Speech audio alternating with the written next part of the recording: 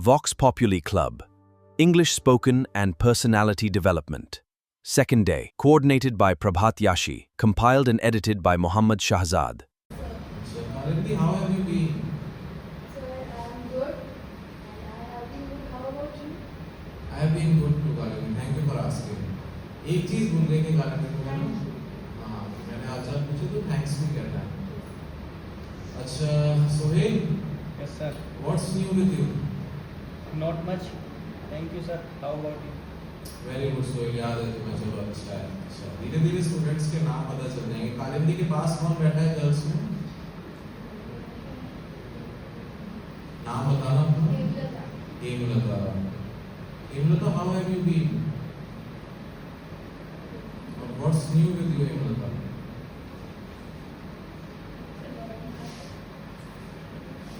Just the usual how about you चलो अच्छा कोशिश करते रहो देखो केवल एंटरटेनमेंट नहीं समझना है क्लास को जब तक आप बोलोगे नहीं ना रियल में तब तक कोई फायदा नहीं है सीखने का अच्छा सेकंड डे की पीडीएफ आ गई आप सब लोगों के पास देखो फर्स्ट डे जो हमने सीखा ना ग्रीटिंग्स वो अपने आप में इतना इम्पोर्टेंट है कि चेंज दिखने लग जाएगा कॉलेज में और ये चेंज मैंने देखा है ये थर्ड बैच है वॉक्स पॉपुलर का फर्स्ट और सेकंड बैच के बच्चे कभी भी किसी को विश करना नहीं भूलते हैं ये उनकी आदत में आ चुका है तो आप लोगों की भी आदत में आ जाएगा बहुत जल्दी और आया है कि नहीं आया है ये साफ दिख जाएगा इस वाले कोर्स से पूरे कॉलेज का कल्चर चेंज हो जाता है मैंने देखी है ये चीज़ कई बार गवर्नमेंट स्कूल्स में भी मैंने ये कोर्स किया है और सबका फीडबैक ये रहा है कि एक कल्चर का चेंज आया है अपने इंस्टीट्यूट में तो आप लोगों को भी ये मेक श्योर करना है कि सिर्फ मेरे सामने नहीं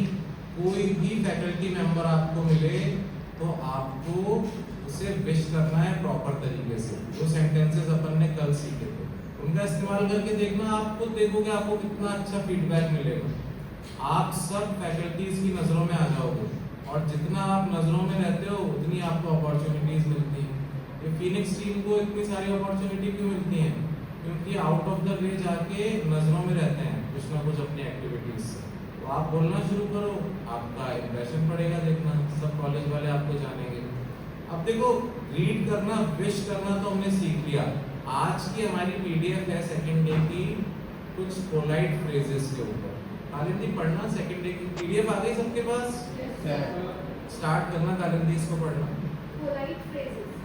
First, please could you help me with this? देखो पोलाइट फ्रेजेस थोड़ी थोड़ी इंग्लिश भी समझते रहेंगे अपन पोलाइटनेस क्या होता है पोलाइटनेस विनम्रता एक तरह की जैसे देखो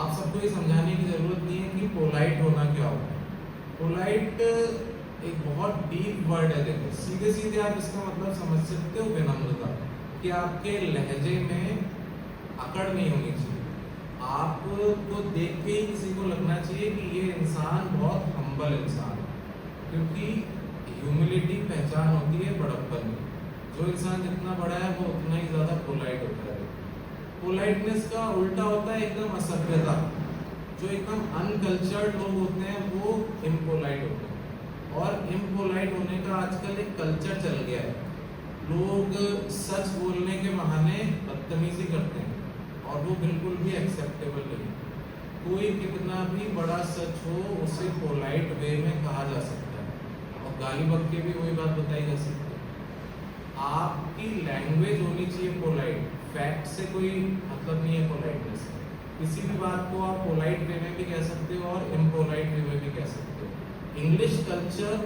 बहुत ज़्यादा पोलाइट कल्चर है बहुत ही ज़्यादा पोलाइट कल्चर है और पोलाइटनेस के लिए 3 वर्ड सबसे मेन होते हैं सॉरी प्लीज और थैंक यू अगर इन तीनों वर्ड्स को आपने अपने जीवन में उतार लिया ना आपको खुद लगेगा यार मेरे काम इतने आसान कैसे हो जा रहे हैं ये एक सुपर पावर की तरह है आप में से किसी को भी ऐसा लगता हो ना यार मैं बहुत अच्छी हूँ या मैं बहुत अच्छा हूँ लेकिन यार मेरे काम बनते नहीं है पता नहीं लोग मेरे को अपॉर्चुनिटी क्यों नहीं देते शायद दिक्कत आ रही है सॉरी प्लीज और थैंक यू में देखो इंग्लिश कल्चर पूरा का पूरा इन 3 वर्ड्स में सिमट जाता है सॉरी प्लीज और थैंक यू इनको तो ऐसे पढ़ना चाहिए जैसे कोई आयत याद कर रखी हो अपन या कोई मंत्र याद किया हो।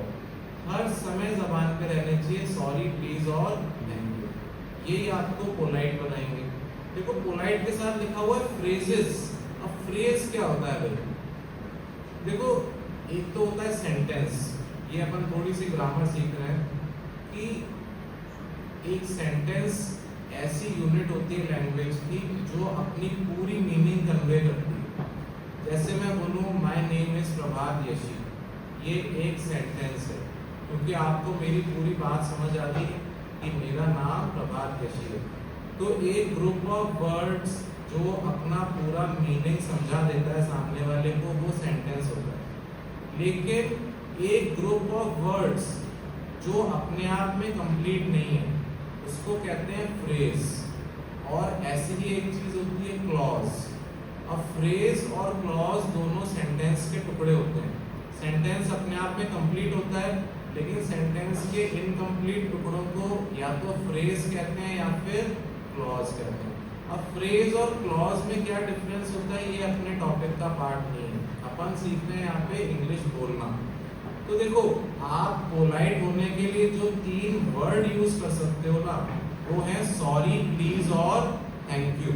लेकिन वर्ड्स से आगे उठ के अपन को किस पे आना है? फ्रेजेस पे। क्योंकि मैंने बताया ना कल सॉरी, प्लीज, थैंक यू ये वर्ड सबको आते हैं, इसलिए ये क्या हो चुके हैं? क्लीशे। Very good. और क्लीशे हमें अवॉइड करना है। तो आज हम यही सीखेंगे सॉरी, प्लीज और थैंक यू कहने के अलग अलग तरीके।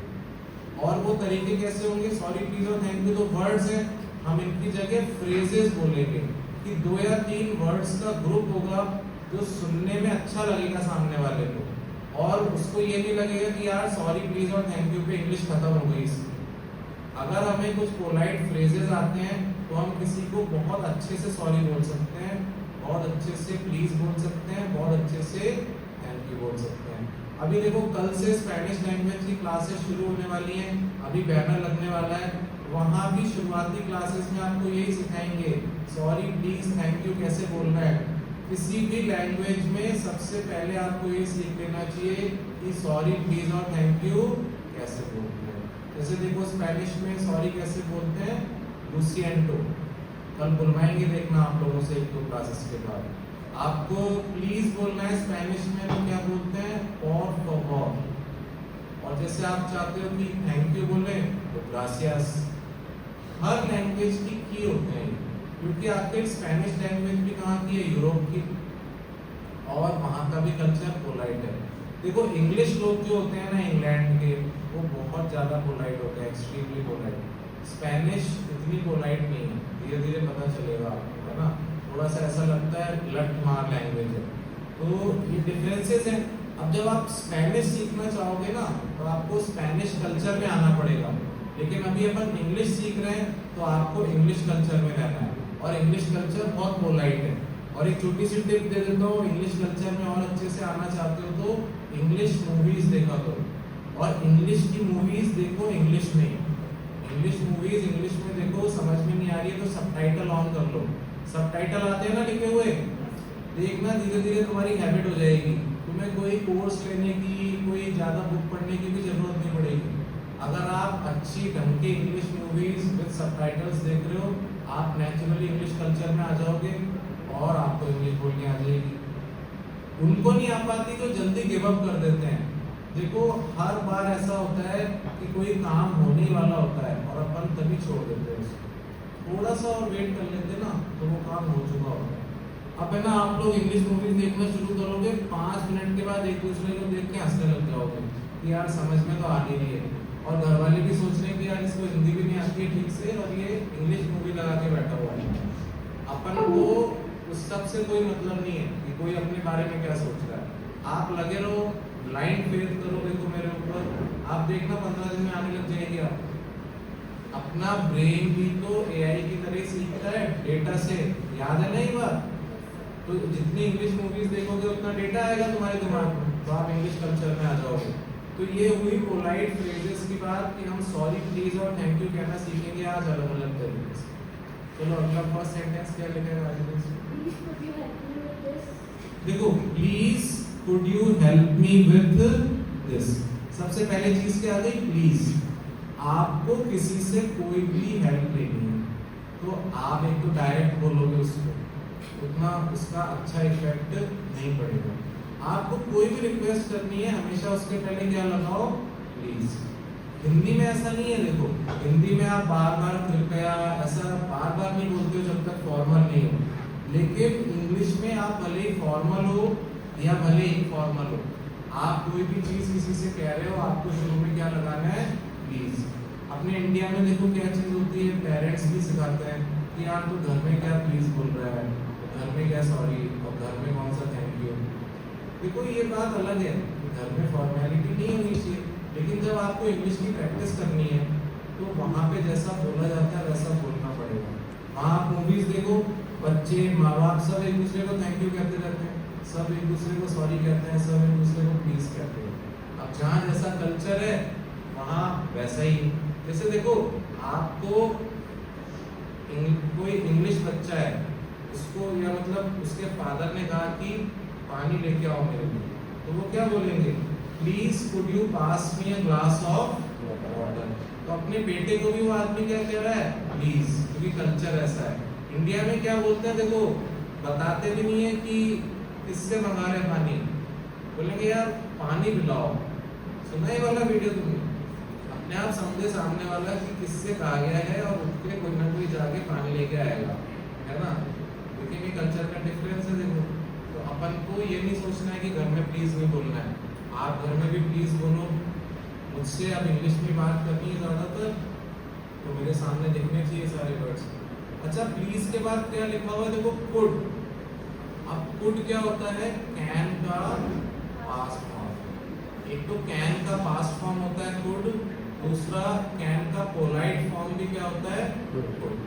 देखो कैन का पास्ट फॉर्म हो गया कुड, विल का पास्ट फॉर्म गुड, और शैल का ये हर बार गलती करते हैं सब बच्चे, और मैं जानबूझ के करवाता हूँ ये गलती, याद रहे।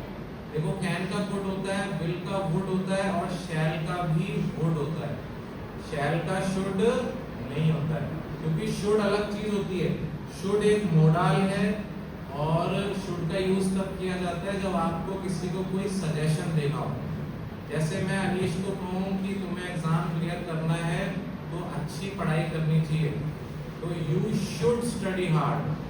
तो शुड तब बोलते हैं अपन जब किसी को कोई सजेशन देना है। जैसे you should not talk like that, you should prepare very well for the exam, you should always be polite. जैसे मैं कहना चाह रहा हूँ कि आपको हमेशा विनम्रता रखनी है, तो you should always be polite. Will का वुड होता है, लेकिन शैल का भी वुड होता है, शैल का शुड नहीं होता है। छोटी छोटी चीजें हैं ये तो देखो कुड बोला इसमें, प्लीज कुड यू, आगे क्या लिखा था? Help me with this. अब यहाँ पे कैन भी तो लगा सकते थे भाई, please could you help me with this का मतलब क्या है कि क्या आप मेरी इस चीज में हेल्प कर सकते हैं। कैन लगाना इम्पोलाइट होता है, कुड लगाना पोलाइट होता है, ये चीज याद कर लो। यही छोटी छोटी चीजें तो लोग बात नोट करते हैं। यही सेंटेंस आप सीधे ऐसे बोल सकते थे, please can you help me with this, लेकिन कैन पोलाइट नहीं होता है। जब भी किसी चीज को पोलाइट बनाना है तो आप उसका पास्ट फॉर्म कर दो। जैसे विल को पोलाइट बनाना है तो क्या कर दोगे? गुड। और शैल को पोलाइट बनाना है तो क्या कर दोगे? गुड। Very good. अब कभी भी तुम्हें किसी से भी कोई भी रिक्वेस्ट करनी है, प्लीज के बाद हमेशा क्या लगाना है? गुड। कैन मत लगाना। कैन भी एक मॉडल है, ये एबिलिटी बताता है, लेकिन ये इम्पोलाइट है। क्लियर हो गई ये बात? अगला सेंटेंस क्या है? Thank you so much for your help. देखो very simple sentence, thank you so much for your help. अब इसमें स्पेशल क्या है कि ये क्लीशे नहीं है। क्लीशे क्या होता है? आपने किसी को बोल दिया केवल थैंक यू, या ज्यादा से ज्यादा क्या बोल दिया? Thank you so much. लेकिन अगर अपन एक्नॉलेज भी करते हैं ना कि किस चीज के लिए थैंक यू कहा गया है, तो सिंसियरिटी दिखती है। जैसे किसी ने तुम्हें होमवर्क करने में मदद की, तुमने उसको बोल दिया थैंक यू, तो कोई खास फर्क नहीं पड़ेगा, सबको आता है थैंक यू बोलने। तुमने थैंक यू सो मच भी बोल दिया है, थैंक यू वेरी मच भी बोल दिया, तो कोई नई बात नहीं। लेकिन तुम्हारी सिंसियरिटी कब दिखेगी थैंक यू में? जब तुमने बोला thank you very much for helping me with my homework, कि आप उसको पूरा बता भी दो कि थैंक यू मैं इस चीज़ के लिए कह रहा हूँ। ये आगे आपको पर्सनैलिटी डेवलपमेंट टिप में भी लिखा हुआ दिखेगा कि अगर आपको अपने थैंक यू को सिंसियर बनाना है तो आपको उसके साथ रीज़न भी जोड़ना चाहिए कि आपने किस चीज़ के लिए थैंक यू कहा है। जैसे देखो किसी ने मेरे लिए गेट खोला, तो एक तो मैं सीधे कह सकता हूँ थैंक यू, जल्दी में हूँ तो थैंक यू बोल सकता हूँ, या थोड़ा सा टाइम में बोल सकता हूँ थैंक यू वेरी मच, और पूरा प्रॉपरली उसको रिस्पॉन्स करना है तो thank you very much for opening the door for me. अब जैसे तुम सोच रहे होगे कि इंग्लिश में सेंटेंस बनाना कैसे सीखेंगे अपन, तो अभी 2-3 क्लासेस के बाद एक क्लास होने वाली है सेंटेंस स्ट्रक्चर्स पे। उस क्लास के बाद आप कोई भी सेंटेंस बना सकते हो इंग्लिश में, बस आपकी वोकैबुलरी अच्छी होनी चाहिए। और वोकैबुलरी अच्छी कैसे होती है? किताबें पढ़ के। तो आपकी सिंसेरिटी तभी दिखेगी जब आपने थैंक यू के साथ उसका रीजन भी बताया। देखो सिंसियरिटी का क्या मतलब होता है? कई लोग कहते हैं ना सिंसियरली पढ़ाई करनी चाहिए, कई लोग कहते हैं सीरियसली पढ़ाई करनी चाहिए। सीरियसनेस और सिंसियरिटी में अंतर होता है। सीरियसनेस भी कोई गलत चीज़ नहीं है, लेकिन सीरियसनेस में थोड़ा सा ये टच आता है कि आप किसी चीज़ की टेंशन ले रहे हो। सिंसियरिटी का सीधा सा मतलब होता है सत्यनिष्ठा, कि मन वचन और कर्म से कोई काम करना। देखो सिंसियरिटी का सीधा सा मतलब है कि आप जो मुंह से बोल रहे हो वही आपके मन में है और वही आपके एक्शंस में भी दिख रहा है। सीधी सी बात ये होती है सिंसियरिटी। हाँ, सिंसियरिटी का मतलब समझ में आया? अच्छा, कोई भी एक स्टूडेंट कोई खाली पेपर निकाल के अपना नाम लिख दो उस पर और सर्कुलेट कर दो शीट पूरी क्लास में। आज वापस से नाम लिखते हैं सारे स्टूडेंट्स के शीट में, कल आपको दूसरी अटेंडेंस शीट मिलेगी जिसमें कल के और आज के नेक्स्ट नाम होंगे। तो कोई भी एक स्टूडेंट खाली पेपर पे अपना नाम लिख दो और उसको पास कर दो बाकी स्टूडेंट्स को। अनीश एक बार देख लेना, मैनेज करवा देना इसे। चलो, तो आप लोग ये वाली बात समझ गए कि हाँ क्या हो कि आपकी सिंसियरिटी का क्या मतलब है। कई बार हम ये नॉन सिंसियर आदमी क्या कौन होता है? इनसिंसियर, जो खूब सारी किताबें तो खोल के बैठा है, सिर्फ मम्मी पापा को दिखाने के लिए पढ़ रहा है। ऐसा होता है ना कि पापा की गाड़ी की आवाज आई तुरंत किताबें खुल जाती हैं, 4-5 वीडियो गेम बंद और किताबें ओपन। ये सिंसियर बिहेवियर है। सिंसियर होना मतलब आप मन वचन कर्म से कोई काम कर रहे हो। तो जब आपकी थैंक यू में सिंसियरिटी कब दिखेगी? जब आप उसको रीजन भी बता दोगे कि इस चीज के लिए थैंक यू है। अच्छा, नेक्स्ट चीज क्या है? Next sentence, I am sorry for I am sorry for the inconvenience. देखो जनरली हमारी आदत क्या है, हम केवल सॉरी बोल देते हैं। और अब तो सॉरी तो इतना ज़्यादा क्लीशे हो चुका है कि गुस्सा आता है बल्कि कोई सॉरी बोलता है ना, क्योंकि ज़्यादातर लोगों की सॉरी बोलने की टोन ही ऐसे होती है कि जैसे पत्थर मार के सॉरी बोल रहे हैं। आप केवल सॉरी बोलोगे तो लगेगा ही ऐसा। तो हर चीज़ सिंसियर होनी चाहिए भाई। आपका थैंक यू भी सिंसियर होना चाहिए। उसके लिए क्या करना है? थैंक यू का रीज़न बताना है। आपका सॉरी भी सिंसियर होना चाहिए। सॉरी बोलते समय आपको अपनी गलती भी एक्नॉलेज करनी है। इसे सेंटेंस वापस पढ़ना करेंगे। I am sorry for the inconvenience. I am sorry for the inconvenience. देखो सिंपल सॉरी से अच्छा क्या है? I am sorry. I am sorry, क्योंकि सॉरी अपने आप में कोई कंप्लीट सेंटेंस नहीं है। सॉरी तो एक वर्ड है और सॉरी एक फीलिंग होती है। इसलिए असली में एक्चुअली अपन को क्या कहना चाहिए? I am sorry. तुम कभी भी कोई फॉरेन की मूवी देख लो, कोई किताब पढ़ लो, कभी भी केवल सॉरी नहीं लिखा होता है। सॉरी बोलने का तो मतलब क्या होता है? मना करना। जैसे कोई बच्चा मेरे पास आया, मैंने असाइनमेंट जमा करने के लिए 18 तारीख दी थी, वो 19 तारीख को आया, उसने कहा सर प्लीज़ मेरा असाइनमेंट जमा कर लो। मैं कह दूँ सॉरी। इसका मतलब क्या है कि मैं उसको मना करना। सॉरी कह देना, थैंक यू कह देना डायरेक्ट, ये एक तरह के मना करने की चीजें होती हैं। जैसे तुम्हें पता है ना, केवल थैंक यू कहने का मतलब क्या होता है कि आप जा सकते हो यहाँ से, ये बात जानते हो। बात करते करते अचानक से मैंने किसी को कह दिया है ना कि थैंक यू, तो इसका सीधा सा मतलब क्या है, आप यहाँ से जा सकते हो। तो ये इम्पोलाइट है ना। रियल में आपको किसी को थैंक यू कहना है तो पूरा बोलो कि thank you so much for your help, thank you for listening to me, thank you for helping me with my homework. सीधे थैंक यू कह दोगे किसी को लगेगा कि यार जाने का टाइम हो गया।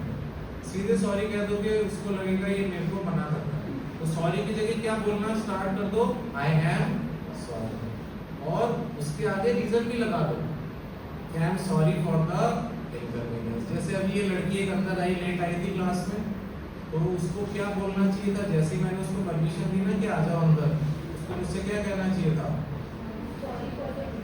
I am sorry for the inconvenience. तुरंत ही पिघल जाता हूँ, है ना। और फिर वो लड़की हमेशा के लिए मेरी नजरों में आ जाती है। लेकिन अभी नहीं आई, अभी मेरे को उसका नाम भी याद नहीं है, शक्ल अपन को वैसे ही नहीं पता रहता। इसलिए देखो ऐसे ही तो नजरों में आते हैं। ऐसे मौके का भी मत छोड़ो। आप क्लास में लेट आए हो, आपकी वजह से क्लास डिस्टर्ब हुई है ऑब्वियसली। मैं किसी को कोई डांट नहीं रहा हूँ, मैं एग्जांपल लेके समझा रहा हूँ, ठीक है ना। तो आप कभी क्लास में लेट आए हो और टीचर ने आपको आने की परमिशन दे दी है, आपको सीधे उससे क्या बोलना चाहिए, I am sorry for the inconvenience. आपने देखा है ना कस्टमर केयर वाले कैसे बात करते हैं, वो ये सब सिखाया जाता है। अगला सेंटेंस क्या है, Excuse me, may I ask you a question? देखो excuse me, may I ask you a question. अभी एक्सक्यूज मी तो लगभग सबको आता है, और गर्ल्स तो इसका बहुत ही प्रयोग करते हैं। ज़्यादातर हम इसका प्रयोग कब करते हैं, जब हमें किसी से साइड मांगनी होती है। और हम एक्सक्यूज मी भी नहीं बोलते, हम क्या बोलते हैं, एक्सक्यूज मी, है ना, क्योंकि एक चल गया है बस ऐसे। असली में पूरा वर्ड क्या होता है, एक्सक्यूज। अच्छा, एक्सक्यूज मी का मतलब क्या होता है, कोई बताया इसका एग्जैक्ट मीनिंग क्या होता है एक्सक्यूज?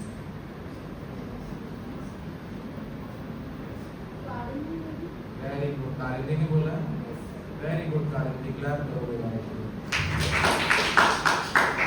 क्यों भाई, देखो अच्छा पार्डन का मतलब क्या होता है, माफ करना, बिल्कुल। एक्सक्यूज मी का रियल में मतलब होता है सॉरी, क्या मतलब, माफ करना। पार्डन माने भी क्या होता है, माफ करना या सॉरी। देखो एक्सक्यूज मी बोल दो या सॉरी बोल दो, दोनों में कोई खास अंतर नहीं होता है। एक्सक्यूज मी का सीधे सीधे हिंदी मतलब है कि माफ करें। अब जब आप किसी से साइड मांग रहे होते हो तब आप एक्सक्यूज मी क्यों बोलते हो, क्योंकि आपकी वजह से उस इंसान को हटना पड़ रहा है, तो तकलीफ हो रही है ना उसको, तो इसलिए आप पहले से उसको क्या कहते हो, एक्सक्यूज मी। लेकिन जनरली क्या देखा गया है, एक्सक्यूज मी बोलते हैं गुस्से में लोग बात, क्योंकि उनको क्या लगता है एक्सक्यूज मी का मतलब होता है हट जा। हट जा नहीं होता, एक्सक्यूज मी का मतलब क्या होता है, माफ कर। अब आप माफ करें बोल रहे हो तो टोन में भी तो माफ करें जैसा लगना चाहिए ना, कैसे एकदम चाट की तरह बोलोगे ना सॉरी, ऐसे नहीं हो सकता बिल्कुल, है ना।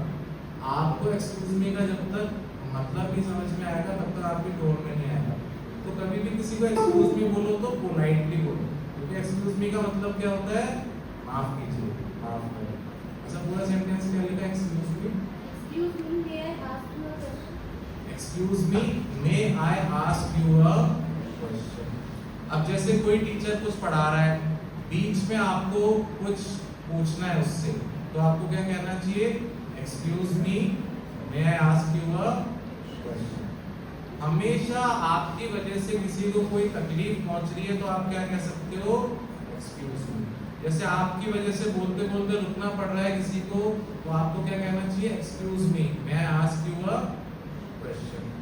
अच्छा देखो एक्सक्यूज के साथ एक्सक्यूज के और क्या क्या यूज है, जैसे मुझे शहजाद से कोई पर्सनल बात करनी है जो मैं ये नहीं चाह रहा कि तुम लोग सुनो, तो मैं तुम लोगों को क्या कहूँगा, could you please excuse us, could you please excuse us। इसका क्या मतलब है कि आप सब बाहर चले जाओ, लेकिन कहने का तरीका क्या है, जो रियल मीनिंग है कि क्या आप सब हम दोनों को माफ कर सकते हैं। किस चीज के लिए माफी मांग रहे हैं? कि आप लोगों को बाहर जाना पड़ रहा है। समझे ये वाली बात? तो इस तरह से बात होती है इंग्लिश में। अगर मैं सीधे सबको कह दूं कि गेट आउट, तो फिर ना तो कोई जाएगा और पिटाई भी हो सकती है ना, मेरी और शहजाद की। लेकिन मैं कह दूं please could you excuse us, या could you please excuse us, इसका सीधा सा मतलब तो यही है कि आप लोग बाहर चले जाओ, लेकिन कहने का तरीका क्या है? प्राइवेट, मतलब पोलाइट। समझ गए वाली बात? अच्छा देखो, इसके बाद लिखा है मे। क्या सेंटेंस है? Excuse me, may I ask you a question. जब भी किसी से पोलाइटली कोई परमिशन लेनी है तो हम कौन सा वर्ड यूज करते हैं? मे। आप इसमें कैन भी लगा सकते थे, लेकिन कैन कैसा होता है?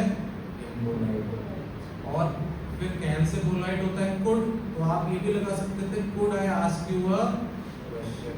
कोई ज्यादा बुराई नहीं है कुड आई आस्क यू बोलने में, लेकिन कुड और कैन एबिलिटी बताते हैं, इसलिए परमिशन लेते टाइम ज्यादा अच्छा क्या होता है? मे। तो may I ask you a question, जैसे आप लोग सब बोलते ही हो मे आई कम इन, मतलब परमिशन ले लो। अच्छा इसमें एक्स्ट्रा चीज देखते हैं, देखो मे से भी ज्यादा पोलाइट क्या होता है? माइट। मे से भी ज्यादा पोलाइट क्या होता है? माइट।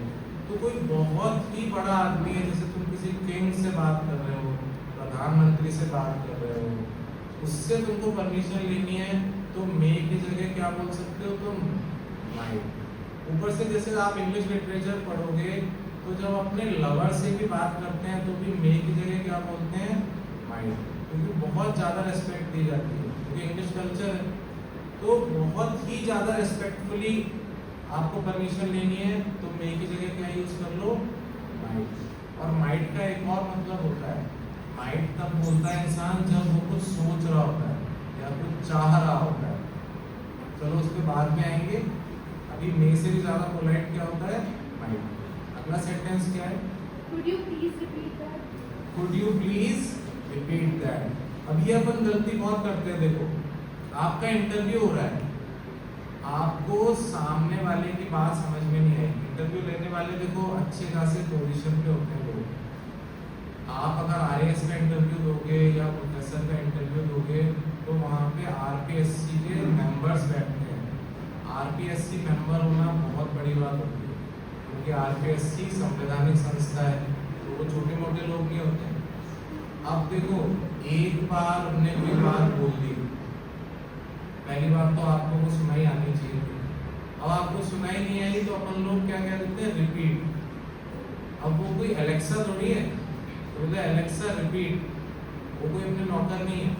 आपको उनसे कोई चीज दोबारा पूछनी है कि सर मुझे आपका क्वेश्चन समझ में नहीं आया, आप क्या बोलोगे? Could you please repeat that. Can बोल सकते थे, लेकिन कैन क्यों नहीं बोला? क्योंकि कैन कैसा होता है?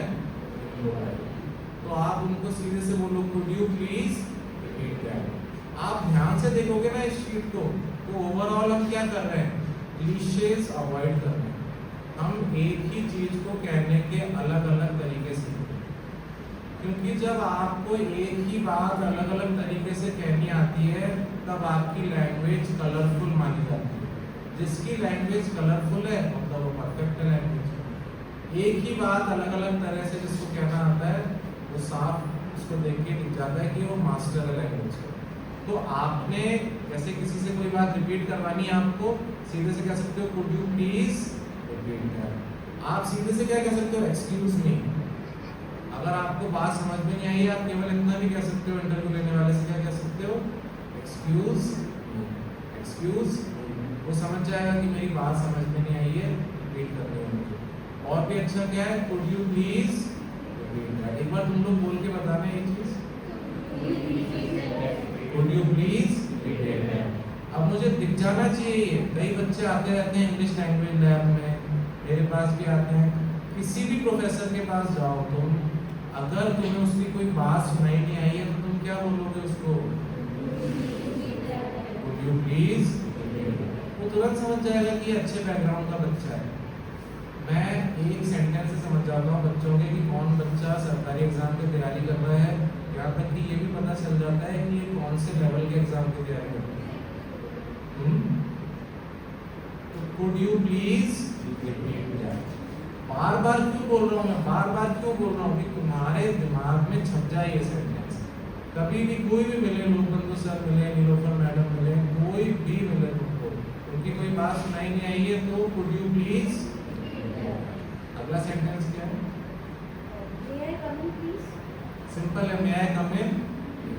मे आई कम इन तो सब बोलते हो, थोड़ा सा एक्स्ट्रा उसमें स्पाइस लगाना है तो मे आई कम इन, क्योंकि मेनली ये शीट किस पे है? सॉरी प्लीज और थैंक यू बोलने के अलग अलग तरीके। सॉरी प्लीज और थैंक यू को ऐसा समझना चाहिए कि जहां मौका लगे वहीं लगा दो, सोचो ही मत, हर समय जबान पे होने चाहिए। अगला सेंटेंस क्या है फिर? It was a pleasure meeting you. देखो, it was a pleasure meeting. कल भी सीखा था अपन ने ये, कल था it's a pleasure to meet you. वो कब था? जब आप किसी से मिले हो अभी जस्ट, और जब आपकी मुलाकात खत्म हो चुकी है, जा रहे हो, तब क्या कह सकते हो? It was a pleasure meeting you. वो देखना आपको याद रखेगा हमेशा, क्योंकि ऐसा बहुत कम लोग एक दूसरे को कहते हैं। उस देखो, it was a pleasure meeting you का क्या मतलब है कि आपसे मिलके अच्छा लगा। वो जाते जाते सोचेगा यार मेरी माँ ने नहीं कहा कभी ऐसा था। याद रहेगा ना वो आपको से, मतलब वो इंसान आपको याद रखेगा। और ये कोई बहुत ज़्यादा नहीं है, ये इंग्लिश कल्चर में नॉर्मल है। आप किसी से भी मिलो, मुलाकात हो गई आपकी, अच्छी बातचीत हो गई, सीधे से आप क्या कह सकते हो? It was a pleasure meeting. कोई बहुत ही बड़ा आदमी है तो क्या कह सकते हो? It was an honour meeting. Pleasure माने तो क्या होता है? मजा आया, और ये मजा मैं सारे देश को देना चाहता हूँ। ये याद है क्या सेंटेंस? उसने बोला ये राहुल गांधी जी ने। तो प्लेजर माने तो क्या है? मजा। ऑनर माने क्या होता है? सम्मान। ऑनर माने क्या होता है? सम्मान। तो कोई बहुत ही बड़ा आदमी मिला है, जैसे देखो विजय विश्वास जी आए थे, वो इंटरनेशनल लेवल के आर्टिस्ट हैं। अभी अपने कॉलेज में बहुत अच्छा उनके लिए अरेंजमेंट किया था ना, यहीं पे आए थे, ड्राइंग वाले बच्चे जानते होंगे। तो उनके साथ फोटो खिंचवाई मैंने और शहजाद ने। फिर उनके जाने से पहले मैंने क्या बोला? Sir it was an honour meeting you. अब उनका अंदाज ही अलग हो गया उसके बाद से, क्योंकि मुझे अच्छे से पता है कि वो इस चीज़ को याद रखेंगे। एक बार मैं डॉक्टर समित शर्मा जी से मिला था, बहुत बड़े लेवल के IAS अधिकारी हैं, और वो मेरे स्कूल के ही हैं, मेरे सीनियर थे। अभी भी देखो सबसे बड़े बड़े डिपार्टमेंट्स रहते हैं उनके पास, मतलब बहुत बड़ी चीज़ है वो। उनसे मुझे कुछ काम करवाना था, तो वो सारी बातचीत हो गई नॉर्मल। एंड में जाते जाते मैंने उनसे क्या कहा? Sir it was an honour meeting.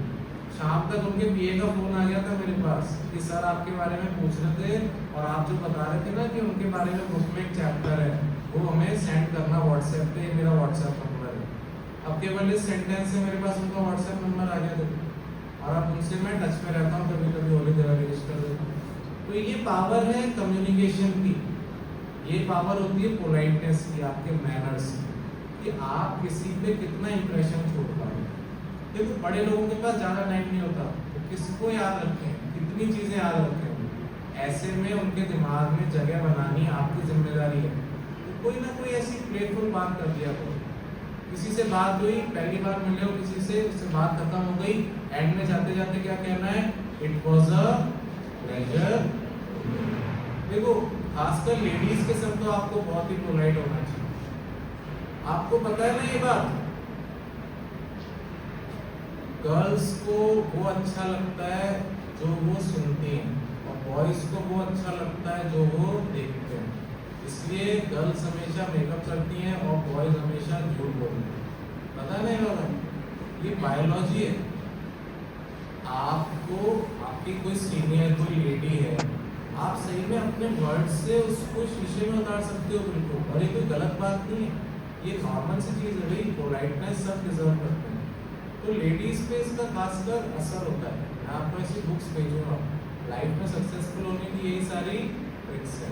देखो बॉयज का विजुअल कॉर्टेक्स इतना काम नहीं करता, उनके लिए पिंक मतलब पिंक, वो मैजेंटा और टर्कोइज वर्कोइज कुछ समझ में नहीं आता होगा। लेकिन गर्ल्स का जो विजुअल कॉर्टेक्स होता है वो बहुत ज़्यादा परफेक्ट होता है।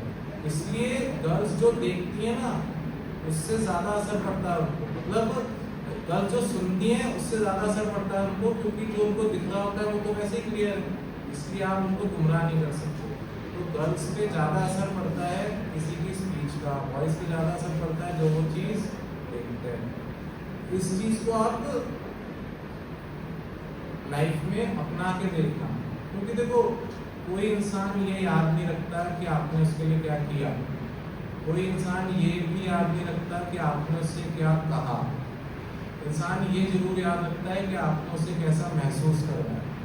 ज़्यादा चीज़ें याद नहीं रहती हमारे ब्रेन को, ये रैम की तरह है, रोम नहीं है, रैंडम एक्सेस मेमोरी है। अपना brain out of sight out of mind, जो चीज़ आंखों के सामने नहीं ज़्यादा देर याद नहीं रहती। इसलिए ये इम्पॉर्टेंट है कि सामने वाले को आपने कैसा महसूस करवाया, और ये सारी कोशिश उसी की होती है। आप अगर पोलाइट हो, सामने वाला आपके सामने अच्छा फील करेगा तो आपको याद रखेगा। तो क्या था ये लास्ट सेंटेंस डाली थी? It was a pleasure meeting you. It was a pleasure. तो कभी भी किसी से बिछड़ो, मतलब बात खत्म हो गई है, टाटा बाय बाय होने वाली है, तो टाटा बाय बाय के बाद जस्ट बाद क्या बोल दो? It was a pleasure meeting you. तुम लोग इफेक्ट देखना इस चीज का, हर बार नंबर एक्सचेंज होने से पहले का सेंटेंस यही होता है। अगली बात क्या है? Would you mind if I joined you? Would you mind है ना, हाँ, डब्ल्यू है ना, yes. Would you mind if I join you. देखो अगर कोई ग्रुप बैठा हुआ है और उस ग्रुप में तुम्हें भी एंट्री लेनी है, तो आप सीधे से बीच में आके खड़े हो जाओगे, कोई ध्यान ही नहीं देगा आपको, क्योंकि वो ग्रुप ऑलरेडी बातें कर रहा है। अगर आपको उस ग्रुप में प्रॉपर वे में एंट्री लेनी है, आपको ये दिखाना है कि आपको इंग्लिश आती है और आप एक पोलाइट कल्चर से बिलोंग करते हो, तो क्या बोलोगे? Would you mind if I join. ये सारे सेंटेंस ऐसे हैं जो रोज आपके काम आ सकते हैं, और जो बच्चा इनको काम में लेगा वो दिख जाएगा। कई बार ऐसा होता है 4-5 बॉयज का ग्रुप खड़ा हुआ है और उसमें से सोहेल आके कहे कि would you mind if I join you. एक तो ये हंसने लगेंगे सारे लड़के इसके कि ये ज़्यादा ही अंग्रेज बन रहा है, लेकिन सोहेल ऐसे नहीं आ पाएंगे ना फिर अपन को इंग्लिश। आप पे कोई हंसे या कोई कुछ भी करे, कम से कम आप एक ऐसा ग्रुप डेवलप कर लो जो सब आपस में इंग्लिश बोलते हो, नहीं तो नहीं आ पाएगी। पहले दिन से ही कल अनीश अपन यही बात कर रहे थे ना कि आपने किसी को बता दिया ना कि आप ये करना चाहते हो, तो पूरी दुनिया आपको रोकने में लग जाएगी।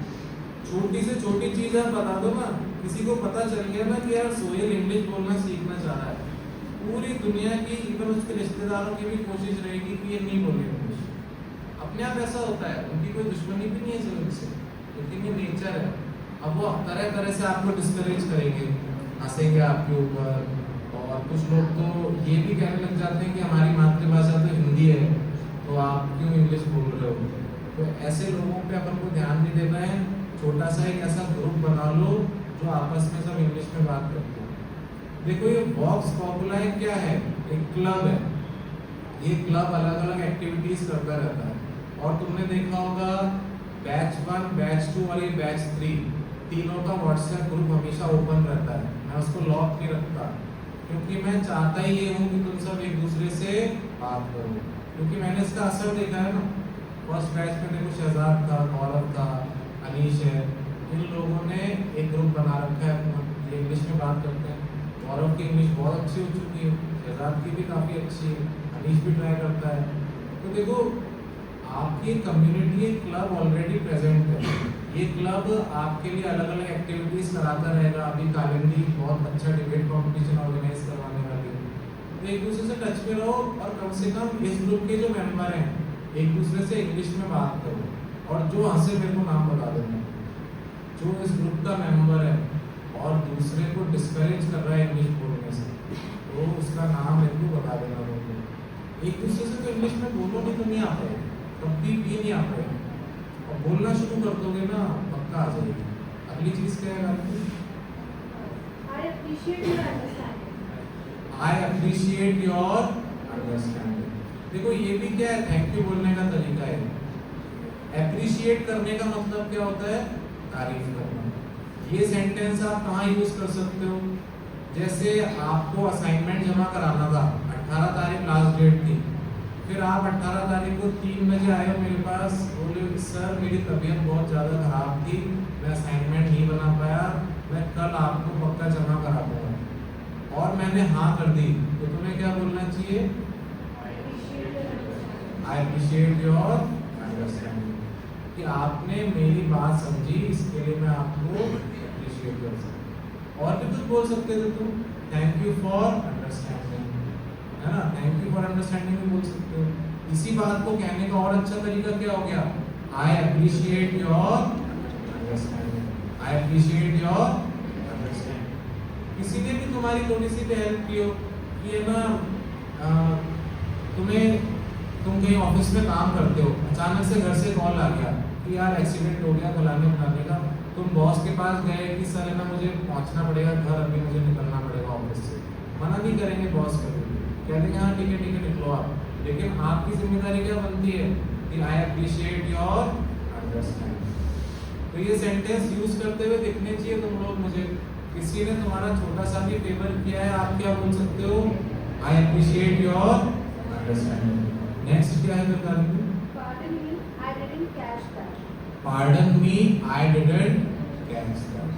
देखो पार्डन माने भी क्या होता है, सॉरी, मतलब माफ करना। पार्डन मी का मतलब क्या होता है, माफ कीजिए। जैसे sorry, I am sorry, excuse me, pardon me, I beg your pardon, ये सब क्या कहने के तरीके हैं, सॉरी। तो आपकी लैंग्वेज कलरफुल हो गई ना। देखो केवल सॉरी बोलते रहोगे तो कोई समझेगा ही नहीं कि इसे इंग्लिश आती है। हर चीज कहने के बहुत तरीके आने चाहिए। तो क्या लिखा है, pardon me I didn't catch that. इसका भी सीधा सा मतलब क्या है, आपको सामने वाले की बात समझ में नहीं आई, आप चाह रहे हो तो उसे रिपीट करो। अभी ये सेम सेंटेंस यूज किया था, मेरा पीएचडी का इंटरव्यू था, तो मेरे इंटरव्यू लेने वाली डीन बैठी हुई थी, राजस्थान यूनिवर्सिटी की डीन है, इंग्लिश की बहुत बड़ी प्रोफेसर है, रिटायर होने के करीब है। मेरे को उनकी बात समझ में नहीं आई, मैंने क्या बोला, pardon me I didn't catch that. अब मैं केवल सॉरी बोल देता, एक्सक्यूज मी बोल देता, एक्सक्यूज मी भी ठीक है, ज़्यादा अच्छा क्या है, pardon me I didn't catch that.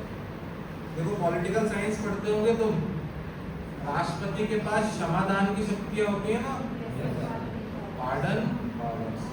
तो पार्डन करना माने क्या होता है, क्षमा करना। अच्छा कौन से अनुच्छेद में है क्षमादान की शक्ति, कौन सा आर्टिकल होता है, तैयारी शुरू कर लो तुम लोग, सीईटी भी एग्जाम आ रहा है, बहुत सारे एग्जाम आए हैं, और बहुत बेसिक सा क्वेश्चन है। पार्डन पावर्स कौन से आर्टिकल में है, 72, कौन सा, 72। तो क्षमादान की शक्ति समझ गए। और क्षमादान क्यों समझा हमने, क्योंकि क्षमा को क्या कहते हैं, पार्डन। तो आपको किसी की बात समझ में नहीं आई तो आप क्या कर सकते हो, pardon me I didn't catch that. अगर अपने दोस्त को बोलना है तो सीधे बोल सकते हो I didn't catch that. Catch माने क्या होता है, पकड़ना। ये भी एक तरह की स्लैंग है, कहना क्या चाह रहे हैं कि मेरे कान ने ये चीज नहीं पकड़ी। तो कोई इनफॉर्मली दोस्त की यारी में कहना है तो सीधे कह दो आई डिडंट कैच दैट। लेकिन किसी इंसान से रेस्पेक्टफुली बोलना है तो क्या बोलोगे, pardon me I didn't catch that. देखो तुम खूबसूरती देख लो इंग्लिश कल्चर की, कितना पोलाइट है कि सुनाई नहीं आया आपको, इसमें आप सामने वाले को ये कह रहे हो कि आपने तो सही बोला था, मुझे माफ करो, मेरी गलती है कि मैं नहीं सुन पाया, दोबारा रिपीट कर दो। इतनी पोलाइटनेस आती है तब तो आप इंसान कहलाओगे, नहीं तो असभ्यता तो चरम सीमा पे चल रही है आजकल जेंट्स में। फिर क्या है, Recite these sentences with perfection 10 times in front of the mirror. देखो सिंपल सा जैसा असाइनमेंट है कि आप लोगों को इन सेंटेंसेस को शीशे के सामने बोलना है। अब देखो एक बार क्विक रिवीजन कर लो, आज आपको सॉरी बोलने के कितने सारे तरीके पता चले ना। सबसे पहले सॉरी, फिर आई एम सॉरी, और आप कह सकते हो एक्सक्यूज मी, पार्डन मी भी कह सकते हो, आई बेग योर पार्डन भी कह सकते हो, बहुत सारे तरीके हैं। जैसे थैंक यू कहना है किसी को, उसकी जगह आप कह सकते हो आई अप्रिशिएट योर। अच्छा, थैंक यू के लिए केवल अप्रिशिएट भी बोल सकते हो आपको, आपने देखा होगा। असली में थैंक यू कहने का एक और तरीका होता है I appreciate it, I appreciate. तो आप थैंक यू की जगह एक ये चीज भी बोल सकते हो आई अप्रिशिएट। लेकिन जब इसी को जल्दी जल्दी बोलते हैं ना, एकदम बहुत जल्दी जल्दी, आप मूवीज में देखोगे तो इसे क्या बोलते हैं, अप्रिशिएट, अप्रिशिएट, तो सामने वाला समझ जाता है। नेक्स्ट चीज क्या है, देखो इसमें बताया है कि ये सिंपल सी चीज है, आपको हमेशा अपनी रिक्वेस्ट से पहले क्या लगाना चाहिए, प्लीज। अब एक पर्सनैलिटी डेवलपमेंट टिप दे देता हूँ तुम लोगों को, जो बुक्स में से पढ़ के निकाली गई है और मुझे उससे पर्सनली बहुत फायदा हुआ।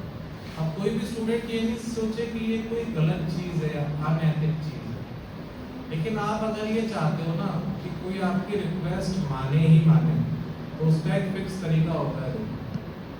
आपको किसी से कोई काम करवाना है तो आप उससे 2 काम की बोलो।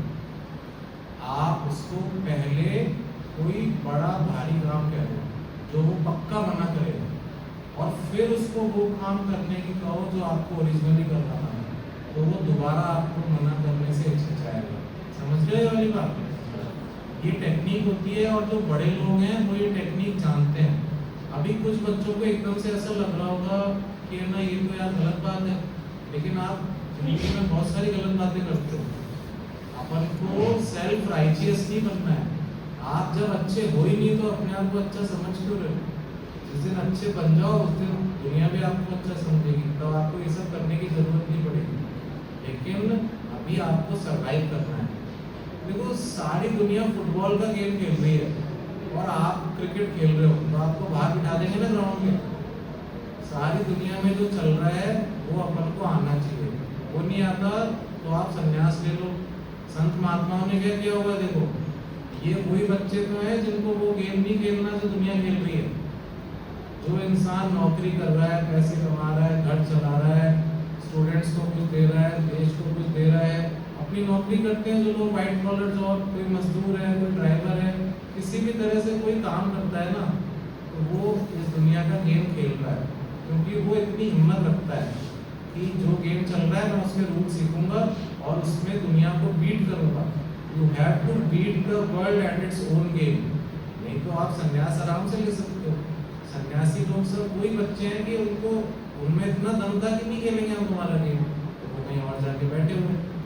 लेकिन आप लोगों के पास वो ऑप्शन नहीं है, और वो ऑप्शन कोई अच्छा ऑप्शन भी नहीं होता है। इसलिए आपको दुनिया का गेम खेलना पड़ेगा। आपको किसी से कोई बात मांगनी, आपको पापा से 500 रुपये चाहिए, आप पहले बोलो पापा 1500 रुपये दे दोगे क्या मेरे को, वो मना कर देंगे। फिर आप बोलो अच्छा चलो 500 तो दे दोगे, आपको मिल जाएंगे ना 100%। देखा भी होगा आपने। तो रिक्वेस्ट करने का ये तरीका भी होता है। हर बार इसका यूज नहीं करना है, गलत इस्तेमाल नहीं करना है उसका, लेकिन आपके रिक्वेस्ट में प्लीज तो होना ही चाहिए, साथ साथ थोड़ी सी ट्रिक भी होनी चाहिए। तो कभी ये चीज ट्राई करके देखना तुम लोग। दूसरी एक और चीज बताऊं मैं तुम्हें रिक्वेस्ट से जुड़ी हुई, ये सब भी बुक्स में से निकाल के बता रहा हूँ मैं, और ये वाली बुक्स भेजूंगा भी मैं तुम्हें जैसे टाइम मिलेगा। आपको किसी से रिलेशन अच्छे करने हैं ना, आप बिना बात हेल्प मांगो उससे। मैंने नर्सरी तक के बच्चों को ऐसा करते हुए देखा है कि पास में उनके कोई गर्ल बैठी है, और बॉयज का तो शुरू से ध्यान इस चीज में होता है, वो उससे पेंसिल मांग रहा है जबकि उसके पास है पेंसिल। कोई आपकी हेल्प करता है ना, तो उसको अपने आप क्या लगता है अंदर से कि यार ये आदमी सही होगा तभी तो मैं इसकी हेल्प कर रहा हूँ। तो जैसे ही कोई आपकी हेल्प करता है ना, आप दोनों में पॉजिटिव रिलेशन बन जाता है। तो कई लोग करते हैं ऐसा, आपको किसी से रिलेशन बनाना है, आप छोटी सी हेल्प मांग लो, यार रजिस्टर दे देगी क्या मेरे को होमवर्क करना है, जबकि आपका होमवर्क पूरा है, लेकिन आपको रजिस्टर मिल गया, अगले दिन आप उसको वापस कर दो, थैंक यू भी कर दो। वो अपने आप को महान समझने लगेगा बहुत कि यार मैं इसके काम आया, मतलब मैं अच्छा इंसान हूँ। और मैंने तुम्हें क्या बताया, कोई ये याद नहीं रखता कि आपने उसके लिए क्या किया, कोई ये भी याद नहीं रखता कि आपने उससे क्या कहा। लोग सिर्फ ये याद रखते हैं कि आपने उनको कैसा महसूस कराया। आपने किसी से हेल्प मांगी है, मतलब उसको क्या महसूस हो रहा है कि यार मेरी वैल्यू है, जब भी तो मेरे से हेल्प मांग रही है, तो और भी किसी से पूछ सकते हो। तो तो ये सब छोटी छोटी टेक्निक है, आप ट्राई कर सकते हो इसको। अगली चीज़ क्या है? Express gratitude frequently. Saying thank you so much for your help is a simple but powerful way to acknowledge someone's effort. Regularly expressing gratitude makes you more likable and strengthens your relationships.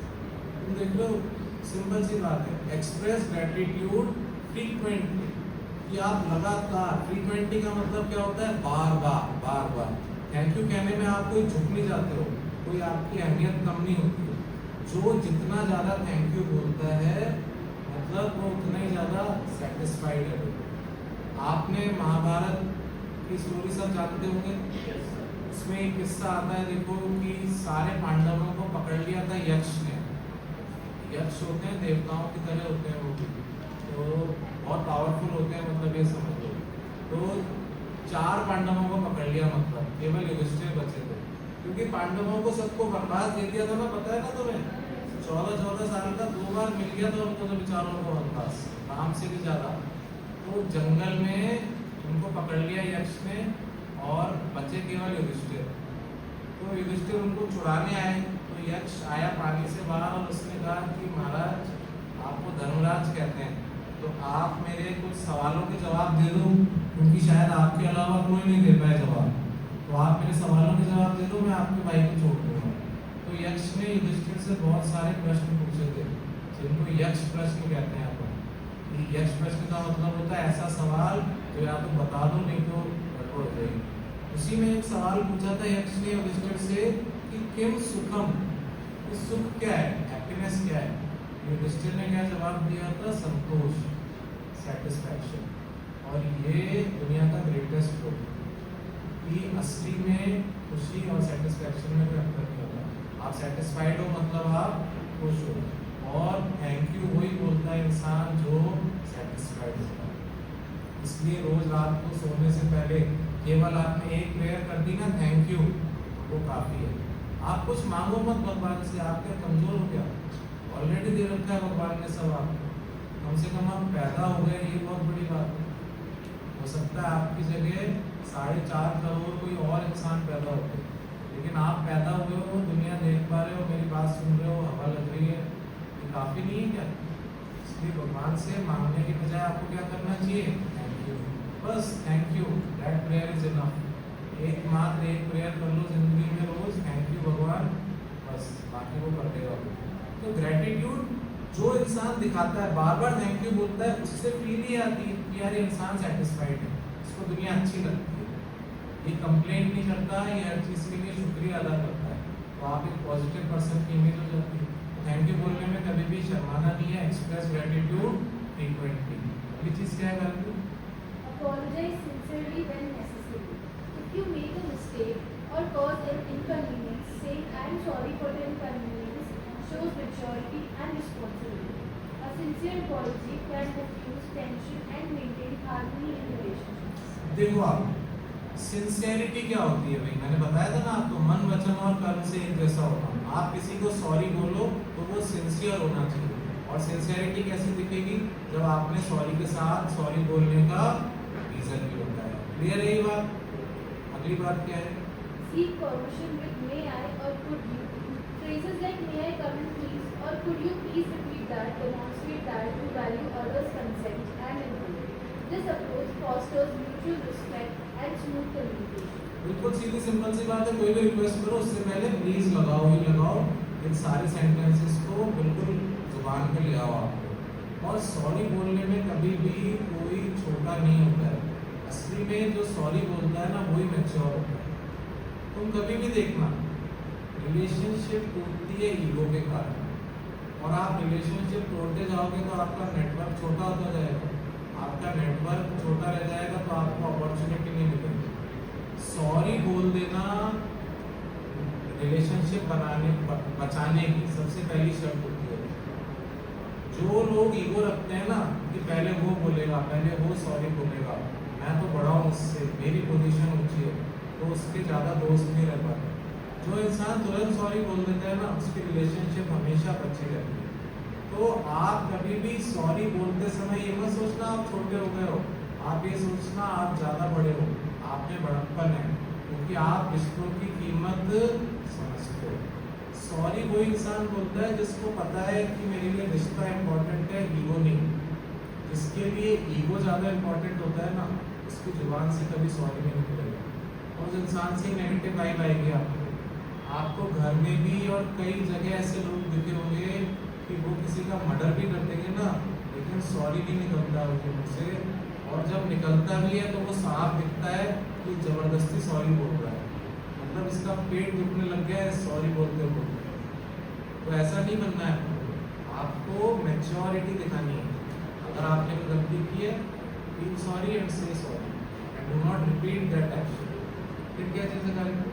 Acknowledge and clarify with excuse me and pardon me. Using phrases like excuse me, may I ask you a question? Or pardon me, I didn't catch that. Helps you engage in conversations politely and ensures that communication is clear. It also shows that you are considerate of others' attention and space. Simple सी बात है, excuse me, pardon me. किसी को भी टोक रहे हो, किसी से साइड मांगनी है, एक्सक्यूज मी। किसी से रिपीट करवाना है, excuse me, could you please repeat that. Pardon me, could you please repeat that. Last चीज में क्या लिखिएगा? So last में तो फिर वो Arthur spoken word. Politeness is to human nature what warmth is to friends. देखो बहुत बड़े फिलोसफर हैं आर्थर शोपेनहावर, इनकी भी किताब भेजूंगा मैं आपको। देखो इंग्लिश सीखने में किताबों का भी बहुत इम्पोर्टेंट रोल है, आपकी लैंग्वेज और कलरफुल हो जाएगी। जो बच्चा जितनी बुक्स पढ़ेगा ना, उतनी लैंग्वेज उसकी परफेक्ट होएगी। इसलिए आर्थर शोपेनहावर की भी किताब पढ़ना, इसमें आपको फिलॉसफी भी समझ आएगी और इंग्लिश तो आएगी। आर्थर शोपेनहावर एक जर्मन फिलोसफर थे, और ये काफ़ी सच्चाई बताते हैं दुनिया की, इसलिए सैडनेस होती है इनकी किताबों में, क्योंकि देखो दुनिया की जो रियलिटी है वो सैड है, इसलिए इंटेलिजेंट लोग आपको ज़्यादातर दुखी दिखेंगे। तुलसीदास कहते हैं ना, देखो सबसे मीके मूड जन जिन्हें ना व्यापे जगत गति। सबसे मस्त वो लोग रहते हैं दुनिया में जिनको कुछ पता ही नहीं। तुमने देखा होगा ऐसे लोग हमेशा हंसते रहेंगे, खुश रहेंगे, जिनको कोई मतलब ही नहीं है देश में क्या चल रहा है, दुनिया में क्या चल रहा है, खाओ पियो मौज करो। लेकिन जिसको अवेयरनेस होती है ना, जिसको पता है आसपास क्या चल रहा है, जिसका दिमाग काम करता है, वो हमेशा दुखी रहता है। इस तरह की फिलॉसफी किसने बताई है? आर्थर शोपेनहावर ने। उनकी किताब है काउंसिल्स एंड मैगजीन्स, बहुत अच्छी किताब है। बाकी और भी किताबें लिखी हैं उन्होंने, वो काउंसिल्स एंड मैगजीन्स बहुत अच्छी बुक है। इसी में देखो एक बहुत अच्छी बात ये कहते हैं कि politeness is to human nature is what warmth is to wax. Wax क्या होता है? अभी मैंने बताया था ना कि वो लड़की लेट आई थी, मैंने उसको आने दिया अंदर, आते उसको क्या बोलना चाहिए था? I am sorry for the inconvenience। फिर मैंने क्या बोला था कि फिर मैं पिघल जाता, क्योंकि ये होती है पोलाइटनेस। आर्थर शोपेनहावर ने यही कहा कि पोलाइटनेस इंसान के ऊपर वो असर करती है जो गर्माश मोमबत्ती के ऊपर करती है। गर्मी मिलते ही मोमबत्ती क्या होती है? पिघल जाती है। ऐसे ही पोलाइटनेस मिलते ही इंसान क्या होता है? पिघल जाता है। और जब कोई पिघल गया है ना, तो आप उसको कुछ भी बना सकते हो, कोई भी शेप दे सकते हो ना पिघली हुई चीज़ को, लेकिन पहले आपको पिघलाना पड़ेगा। तो फर्स्ट सेंटेंस से ही पोलाइटनेस दिखाना शुरू कर दो, आपके काम होने लग जाएंगे। क्लियर है ये बात? चलो कल कुछ नया सीखेंगे। Thank you all for listening.